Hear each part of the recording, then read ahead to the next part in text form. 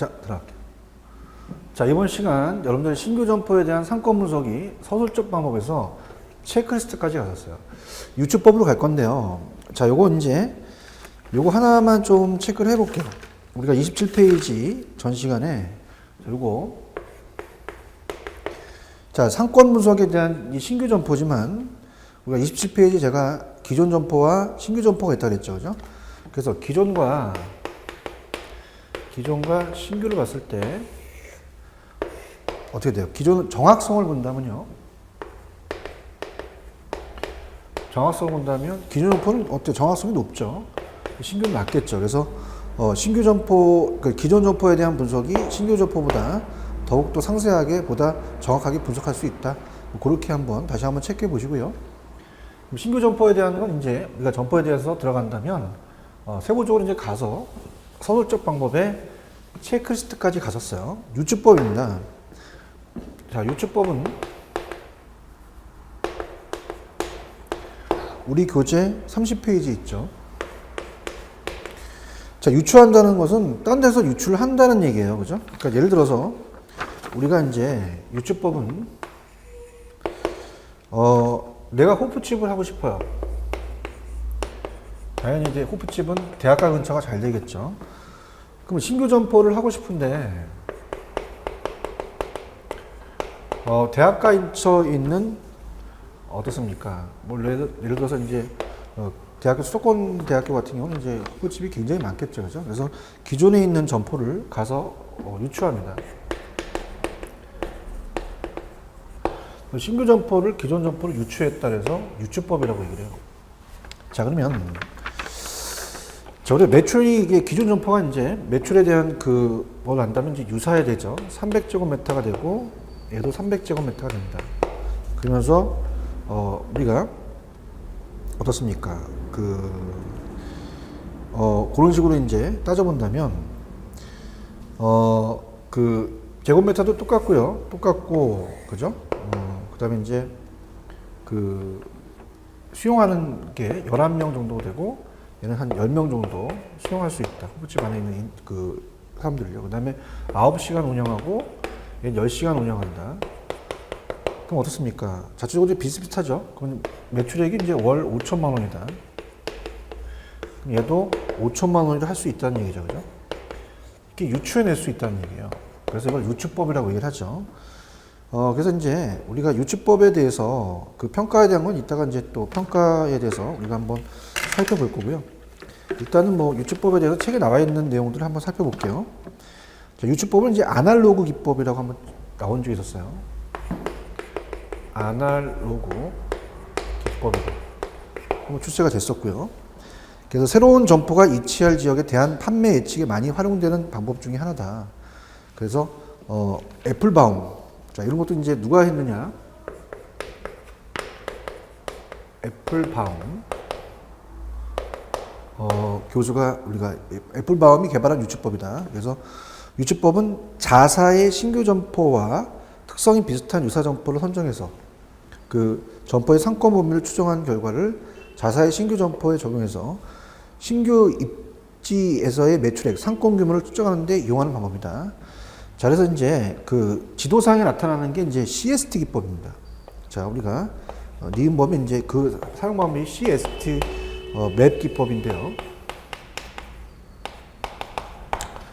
자, 이건 이제 지도상에 나타난다는 거죠. 유추법은 이제 상권 규모는 자사 점포를 이용한 고객들의 거주지를 지도상에 표시한 후 자사 점포를 중심으로 서로 다른 거리의 중심원을 그림으로써 시각적으로 그죠?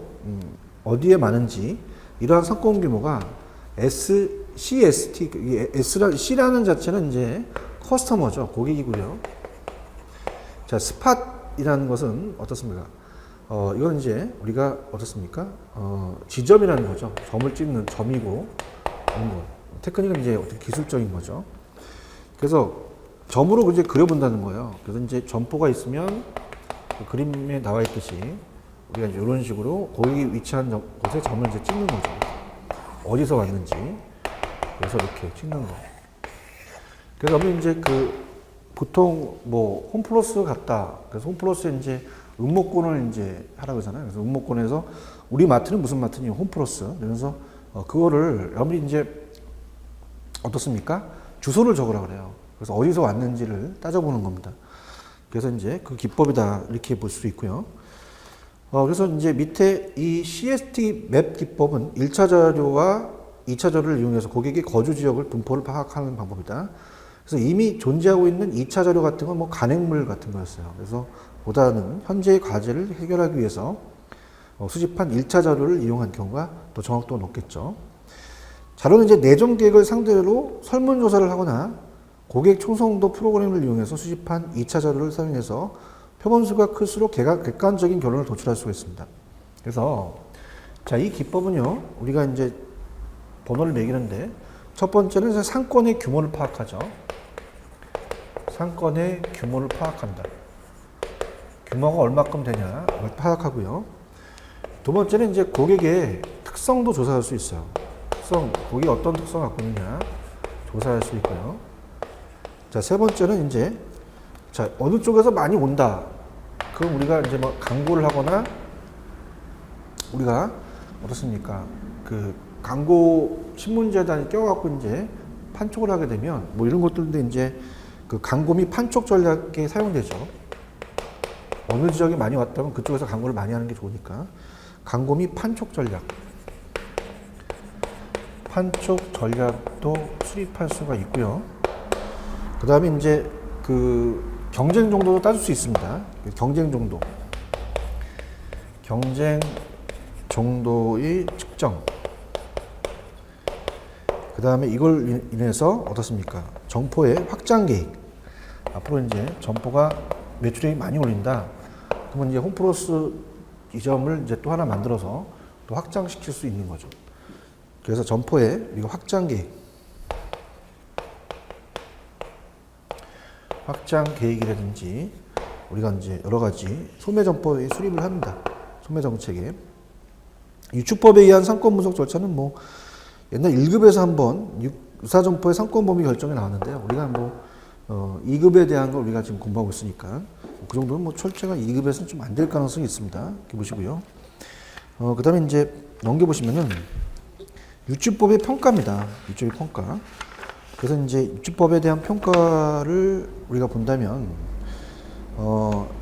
이 가장 큰 평가가 32페이지 보시면 유추법의 평가입니다. 자, 평가가 1. 가장 큰 단점이 이제 주관적이죠. 그 조사자의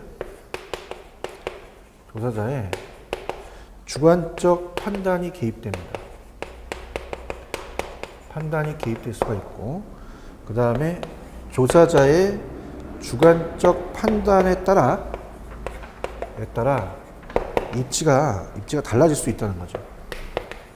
입지가 달라질 수도 있다.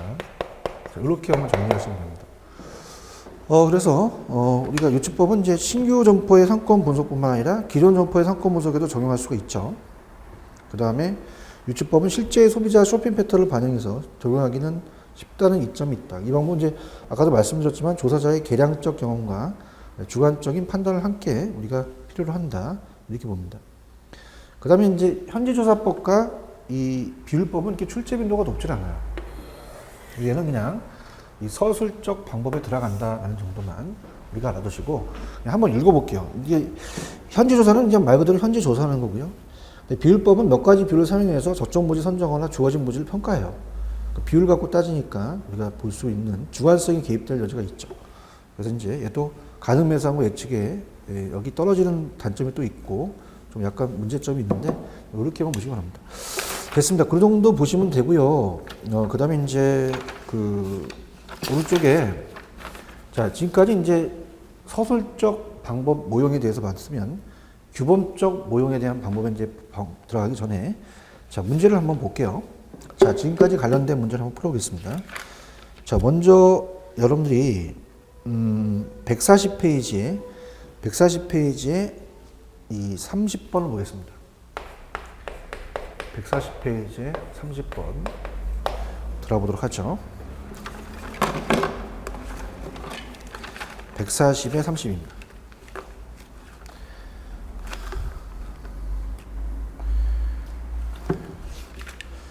30을 가시면, 자, 어떻습니까? 그 상자의 상권 분석의 방법을 최초로 한 사람은 이제 애플바움이 됩니다. 그래서 이게 이제 바로 유추법이죠. 그래서 이제 자사 점포와 가장 유사한 기존 점포를 선정한다. 자사 점포와 가장 기존 점포를 선정한다는 거 벌써 유추법이라는 거 느끼셨죠? 그래서 이제 누가 얘기했냐도 중요합니다. 그래서 유사 점포의 상권 범위를 결정한다. 전체 상권을 단위 거리에 따라서 소규모 지역으로 나눠주고 각 지역마다 1인당 예상 매출액을 구한다. 예상 상권 내의 각 지역의 인구수의 유사 점포의 인당 매출을 곱해서 신규 점포의 예상 매출액을 구한다. 그래서 애플바움에 의한 유추법이다. 그래서 신규 점포와 특성이 비슷한 유사 점포를 선정해서 그 점포의 상권 범위를 추정한 결과 자사의 신규 점포에 적용하여 신규 입지의 매출액 상권에 특정하는 데 이용한다. 자, 이렇게 염두에 보시면 됩니다. 자, 그 다음에 이제 문제를 또 하나 풀어볼게요. 우리가 이제 CST 맵 기법에 대해서 130페이지에 12번을 봅니다. 자, 130페이지 12번 보시면, 자, 회사가 많은 지역에서 음식점을 개업한 신영이는 개업 이래 방문했던 고객들의 명함을 모두 수집해서 얼마 전 신영이는 이제 시내 지도를 펼쳐놓고 맵입니다. 지금까지 다녔던 어떻습니까? 어때요? 우리가 그 손님들의 주소를 명함에서 찾아서 지도에 판을 꽂아 표시해 봅니다. 그래서 지도상에 핀이 꽂혀 있는 상태를 토대로 상권을 파악한다. 전단지를 또 배부할 수 있죠. 판촉에 사용할 수 있으니까 강구나. 그래서 이런 전단지를 배포를 하려 한다. 그럼 신영이가 수행할 이 조사의 가장 적절한 이 명칭은 어떻습니까? 우리가 애플바움의 유추법 중에서 지금 봤던 이 고객 스퍼팅이죠. 그래서 CST 기법 커스터머 스퍼팅이라는 자체는 점, 그죠? 스퍼팅. 그래서 우리가 유추법의 상권 규모는 자사 점포를 이용해서 이 고객들의 거주를 지도상에 표시한 후 자사 점포의 중심으로 서로 다른 거리의 동심원을 그림으로써 시각적으로 파악해서 규모를 따지는 게 이제 CST 기법 매법이죠. 그래서 정답은 고객 스퍼팅이 됩니다. 정답은 1번이다. 이렇게 또 나올 수가 있으니까 준비하시고요. 그 다음에 이제 본격적으로 이제 33페이지로 가시면, 자, 지금까지는 서술적 방법을 봤다면 규범적 모범 보용으로 가겠습니다. 규범적 모범. 그래서 우리가 규범적 모형 방법. 자, 가장 큰 것을 이제 주장하죠. 이제 크리스탈로는 제가 그냥 크시 이렇게 크라고 할게요. 자, 중심지론을 전개합니다. 중심지론. 그래서 이 크리스탈러의 이론이 이제 이쪽 규범적이라는 자체가 출제될 가능성이 높아요. 그죠? 그래서 우리가 중심지 소매인력, 레일리, 컨버스 여기까지. 자, 이제 이 크리스탈러라는 학자는 독일의 지리학자였습니다. 그래서 이제 독일 남부 지역을 관찰하면서 거기서 육각형 벌집 모양을 발견하면서 중심지 이론을 전개해 나가는 거죠. 그래서 이제 중심지라는 것은, 자, 여기서 이제 정확하게 표현 안 해주셨지만 우리가 중심지라는 것은 하나의 시장이에요. 점포입니다. 그래서 만약에 여기 학원을 가신다, 그럼 여기 학원이 우리가 중심지가 되죠. 점포입니다. 그래서 여기가 상업지가 되고요. 뭐 구체적으로 좀 본다면. 근데 이제 우리가 재화의 도달거리라는 자체가 나올 텐데요. 일단은, 배우지라는 게 있어요. 자, 배우지는 상권이라는 것을 여러분이 배우셨죠. 그래서 배우지는 상권입니다. 힌터랜드. 고객이 존재하는 곳이죠. 그래서, 자, 어떻습니까? 우리가, 이 거리를 갖고 중심지가 성립될 수가 있느냐, 없느냐를 따져봤는데요. 자, 우리가 이 배우지, 이 상권에 재화와 서비스를 제공하는 장소가 여기가 시장입니다. 그러니까 만약에 여기가 우리 지금 만약에 여기 학원에서 여러분들이 강의를 들으신다. 그러면 강의를 들으시면 이 학원이 여기 중심지고 여러분이 계신 곳이 배우지라는 얘기죠. 그래서 중심지 입장에서는요, 배우지 상권이 클수록 좋고 인구 밀도가 높을수록 좋고 이 소득 수준이 높을수록 좋습니다.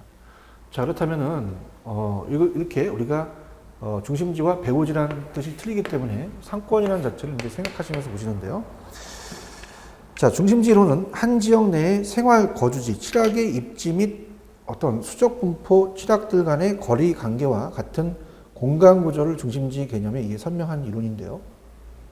우리가 이 중심지 이론에 의하면 한 도시, 이 지역의 중심지 기능의 수행 정도는 일반적으로 그 도시, 지역의 인구 규모에 비례하며 어떻습니까? 규모가 클수록 이제 중심지에 대한 기능이 더 자세하겠죠.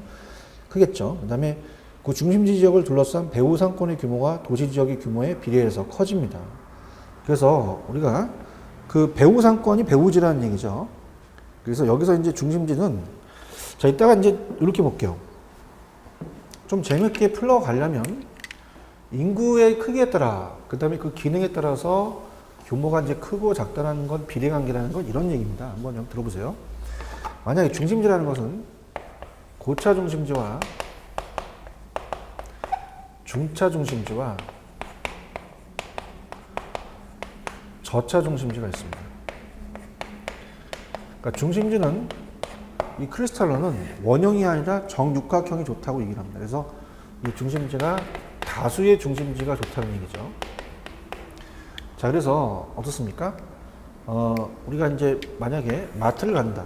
자, 그러면 자, 구멍가게는 우리 집에서 가깝죠. 그러면서 규모는 작을 거예요. 근데 중형 마트가 있고요.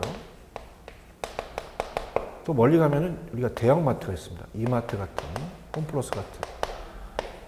자, 어떻습니까? 그러면은 자, 저차는 어떻게 돼요? 규모가 작고 고차일수록 규모가 크죠.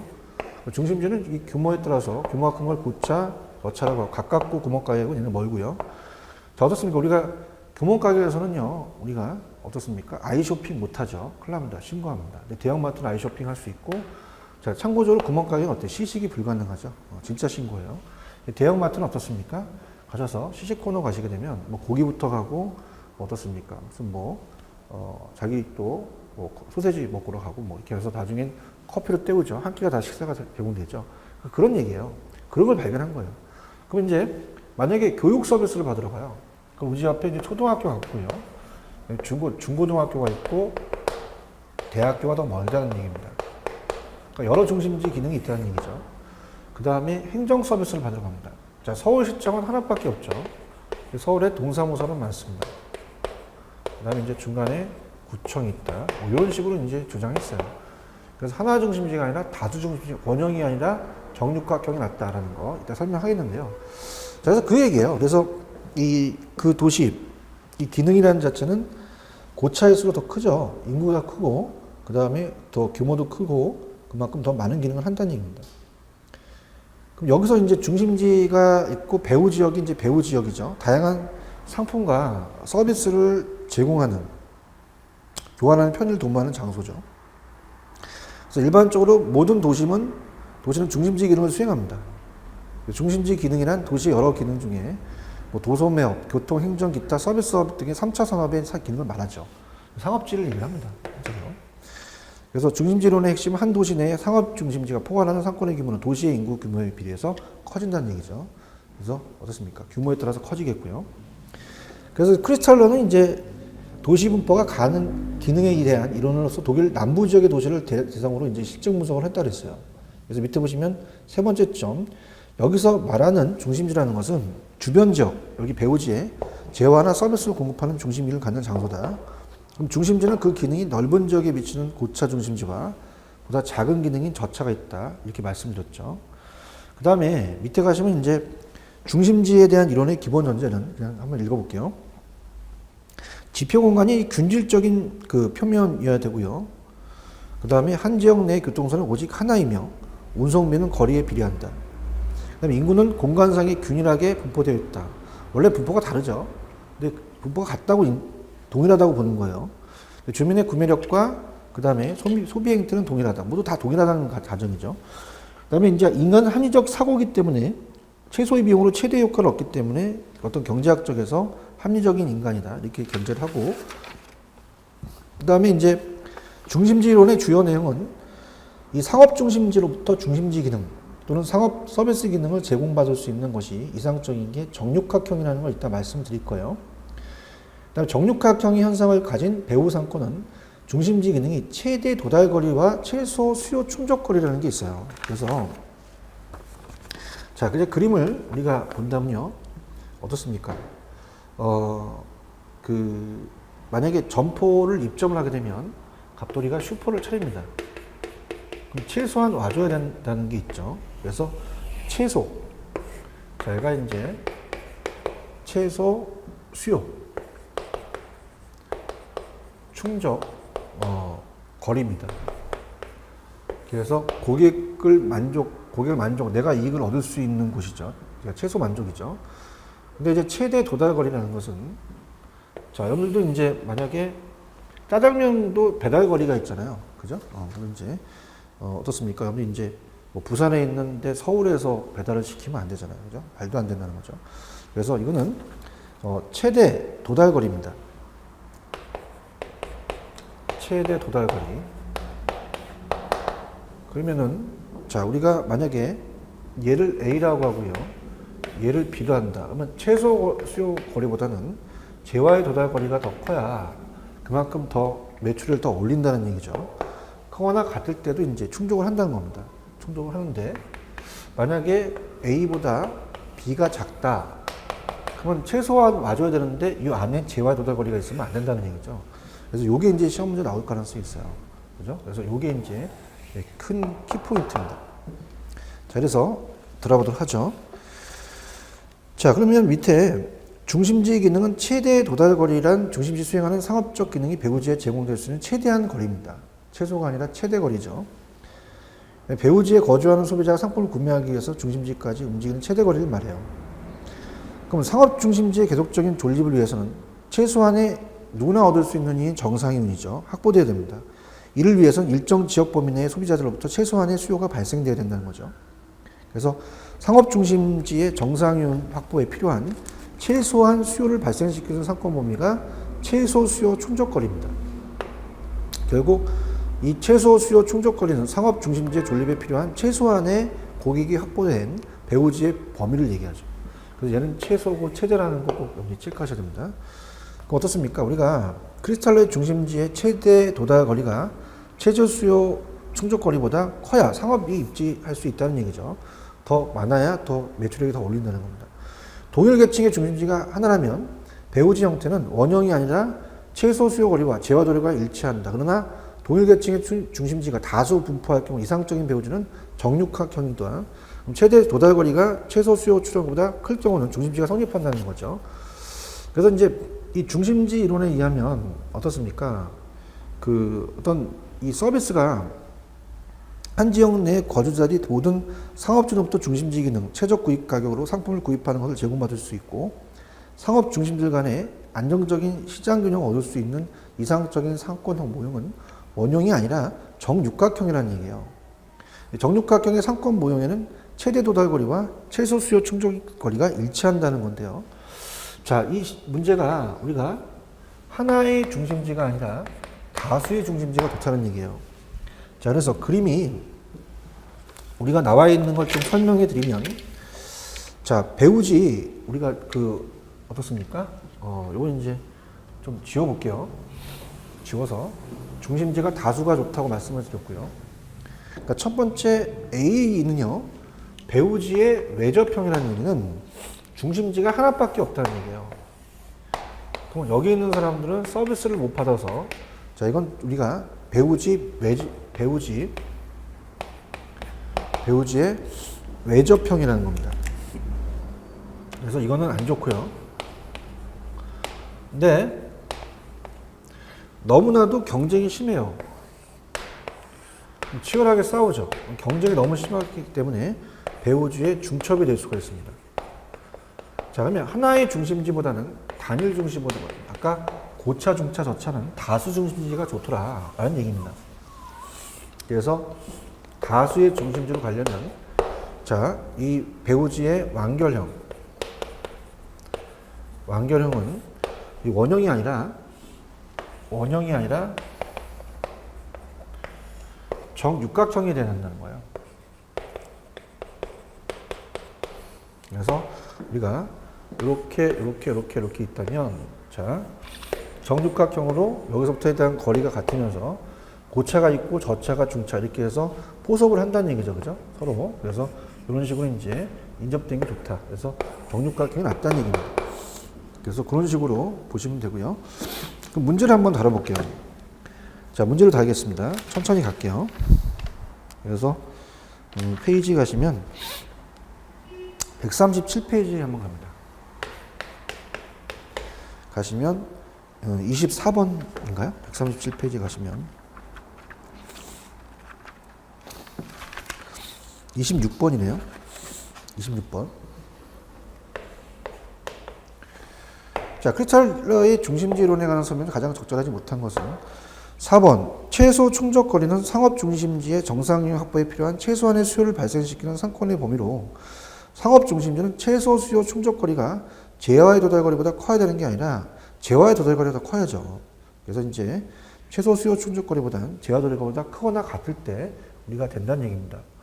딱 같을 때는 이제 우리가 얘랑 같아진다는 얘기예요.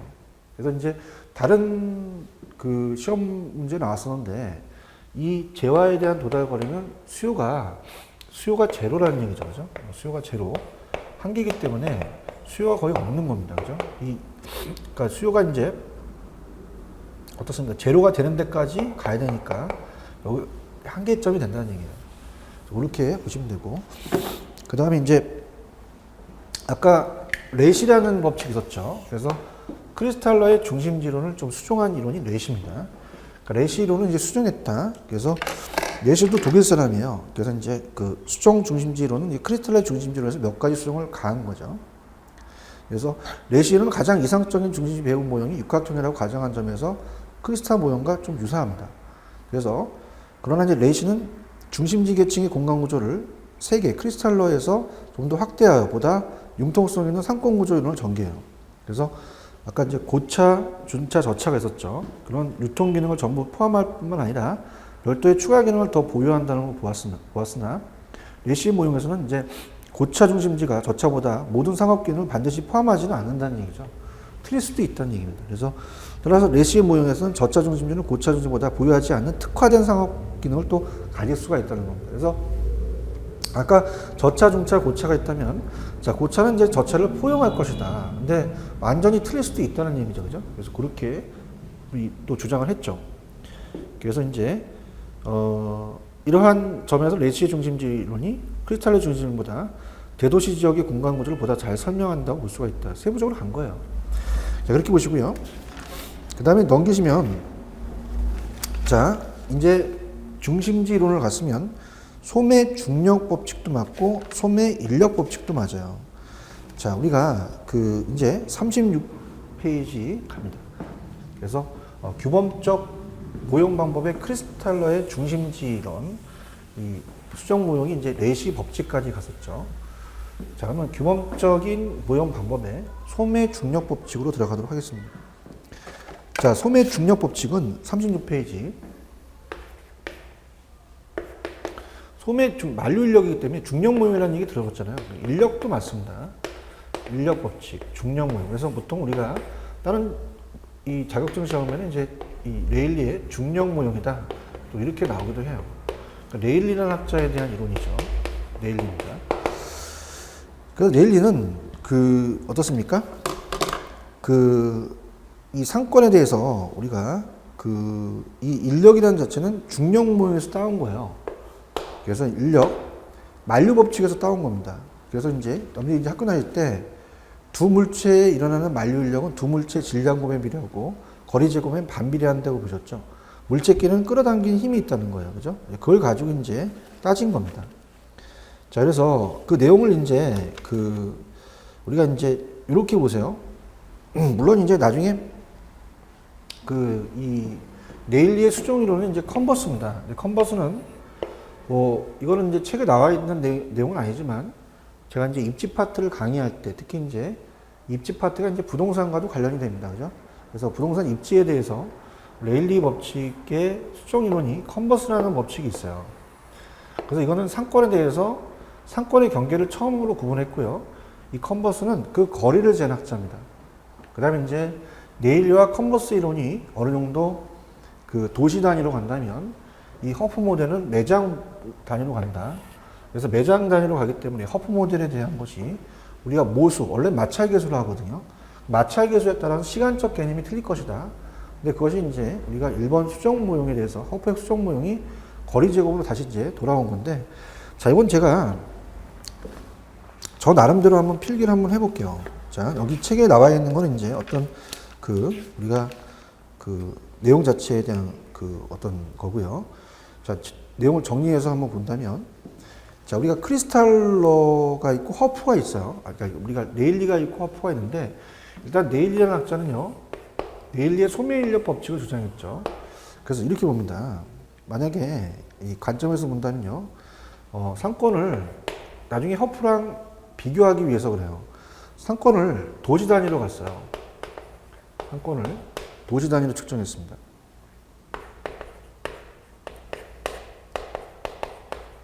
측정했고요. 그 다음에 두 번째는 이제 상권의 경계를 처음으로 구분했어요. 상권의 경계를 처음으로 구분하고요. 자, 어떤 C 마을의 A 도시와 B 도시에 갈 확률에 대해서 상권의 흡입력을 얘기했습니다.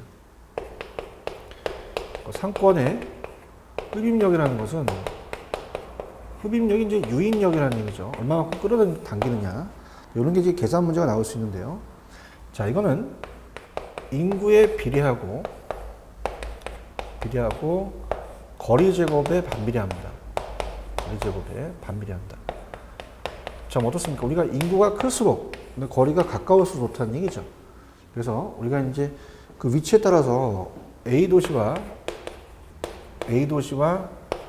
B 도시를 봤을 때 상권이 만약에 여기가 4만 명이고 여기가 1만 명이다. 그러면 어떻습니까? 만약에 C 마을이 있어요. 자, 그러면 여기가 1km가 떨어졌고 여기가 4km가 떨어졌다면, 자, 이 얘기는 뭐냐면요. 자, 이렇게 해볼게요. 어떻습니까? 여기 있는 사람들은 이쪽이 더 규모가 크니까 이쪽으로 끌어당기고 가까우니까 간다는 얘기. 유인에 대한 게 더 비율이 크다는 얘기죠. 그 유인력에 대한 비율이 더 커서 나타난다는 겁니다. 자, 그래서 이런 식으로 이제 우리가 이제는 여러분이 이렇게 생각하시면 돼요.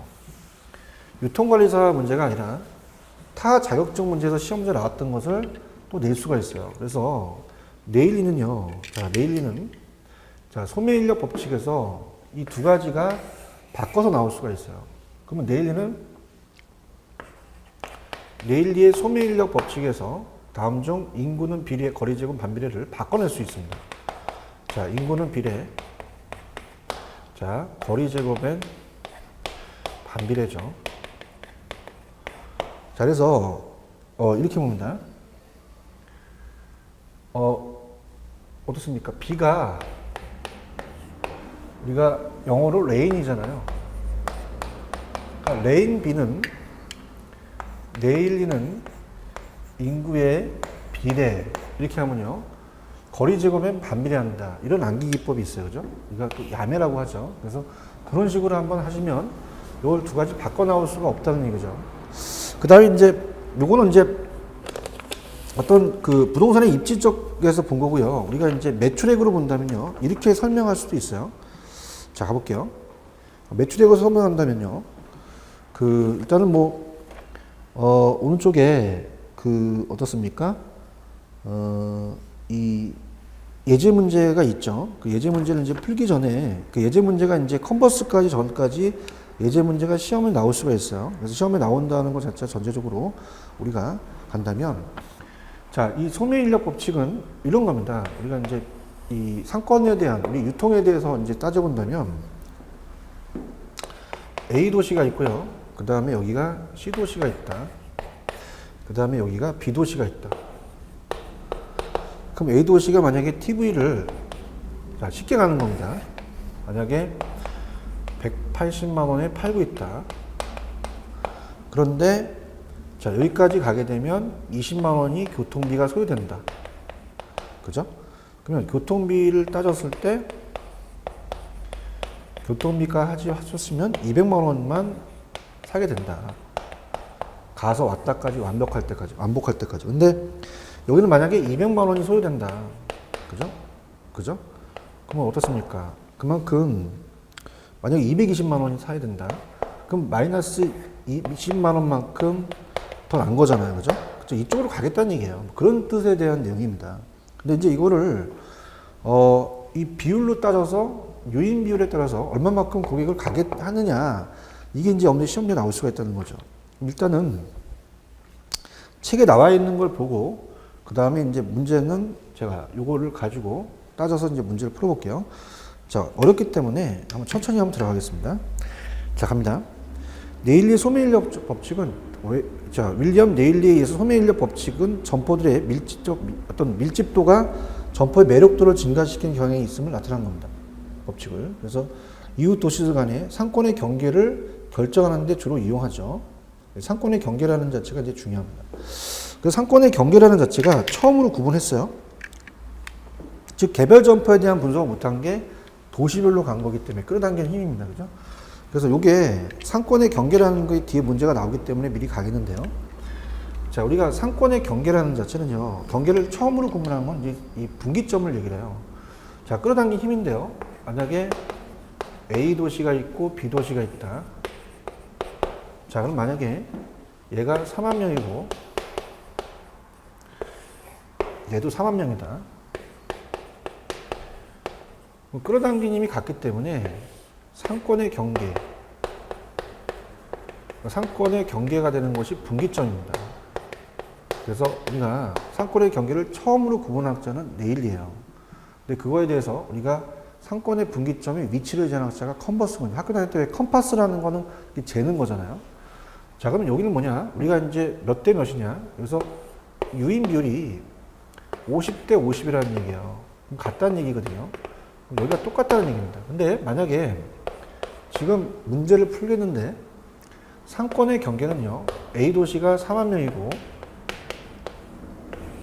만약에 B 도시가 1만 명이면,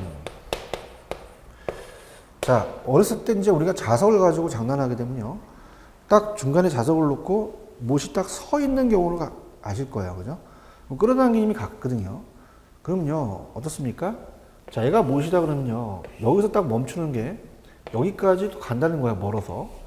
그럼 여기도 지금 50대 50이라는 게 유인 비율이 같거든요. 상권에 대한 끌어당기는 구매 영향이 그게 같다면은 상권의 경계는요, 이 작은 쪽에 가깝습니다. 작은 도시에. 자, 요게 여러분들이 가시게 되면요, 자, 우리가 그 144페이지로 한번 가볼게요.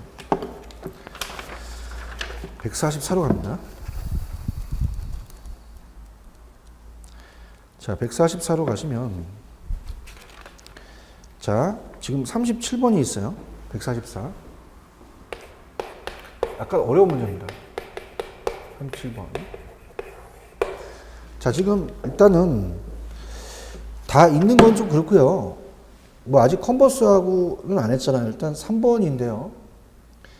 다른 것들은 이제 컨버스나 이런 것들은 제가 강의를 한번 여러분들이 동영상을 찍은 다음, 보신 다음에 나중에 한번 오시면 됩니다. 3번, 경희가 사는 곳에 가까운 대도시에, 자, 지금 동일한 도시에 살고 있는 경희와 현존 남매는 모두 쇼핑을 좋아한다. 각각 사는 곳은 도시 외곽으로 직선상 동쪽 끝과 서쪽 끝이며 이 직선을 동쪽과 서쪽으로 조금 더 확장시키면 각각 서로 다른 대도시와 연결된다. 그럼 남매의 쇼핑 상황에 대해서 설명을 올바르지 않은 것은, 자, 경희가 사는 곳이 가까운 대도시예요. 인구수가 현존이가 살고 있는 가까운 대도시의 인구보다 많아요. 경희가 더 많죠. 상권에 나눠지는 분기점은 큰 쪽이 아니라 작은 쪽이 가깝거든요. 그래서 경희가 인구수가 많기 때문에 상권의 경계는 현존이 쪽으로 가깝다는 얘기예요. 이렇게 시험에 나왔죠. 그죠? 그래서 이렇게 나온 겁니다. 그 다음에 이제 우리가 그렇게 보시고요. 그 다음에 이제 136페이지 가시면, 아직 그 내용들을 다 훑어보진 않았지만 136페이지 가시면 그 24번 문제가 있죠. 136페이지 24번. 자, 136페이지 24번 입니다. 자, 상권 분석 이론에 대한 설명이 가장 올바르지 않는 것은 1번 네일리 소매인력 법칙은요.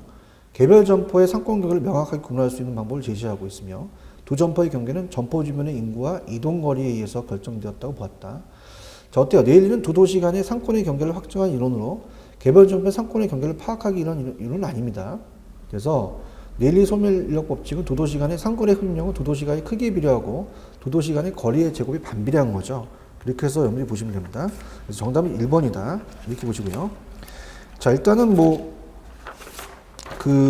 어때요? 내용만 좀 읽고요. 그 다음에 계산 문제는 제가 다음 시간에 제가 해드리도록 할게요.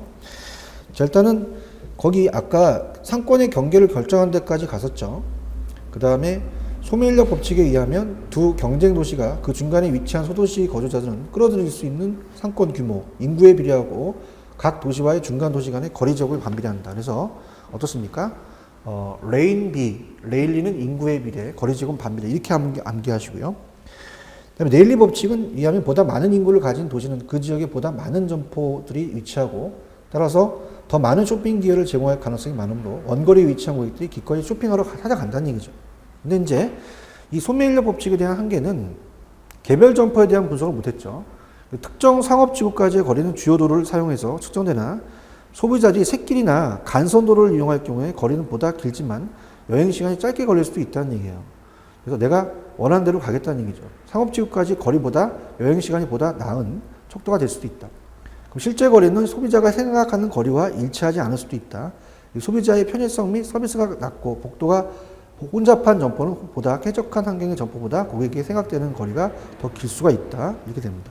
됐습니다. 이렇게 하고요. 다음 시간에 제가 문제를 푸는 게 시간이 걸리니까 컴퍼스와 연결시켜서 드리도록 할게요. 자, 여기까지입니다. 자, 여러분들 다음 시간에 또 뵙겠습니다. 좀 쉬었다 가겠습니다.